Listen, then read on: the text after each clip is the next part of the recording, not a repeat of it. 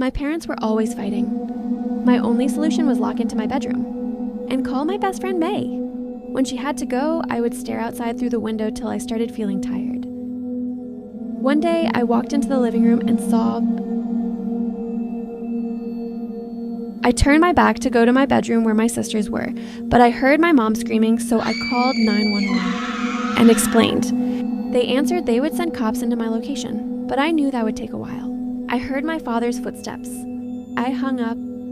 I started thinking where to hide in that moment. I was thinking quick, and I thought about the bathroom. I quickly saved my phone in my pocket. I walked into my sisters. As the oldest one I knew, I had to keep them safe. I stepped back, so if our father found us, he would attack me first, as I would be the first person he sees. I told them we should hide in the bathroom. We all knew we gotta find a spot quick, and if it didn't cover us at all, hide with the first thing we see anywhere. We were thinking on what to use. Jun found a washing machine and a backpack to hide herself with. Then Jin found a beanbag and decided to hide under the table and use the beanbag to cover herself. I didn't see anything, so I hid in the bathtub. Might sound stupid, but was my only option. I stopped hearing footsteps, so I tried standing up, but heard footsteps again, so I lay down again.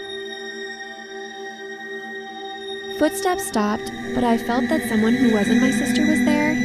It was my father looking for us till he heard the cops. I went out with my sisters. When I was out, the scene left me speechless. My father had stabbed my mom with scissors and then ripped a part of her hair.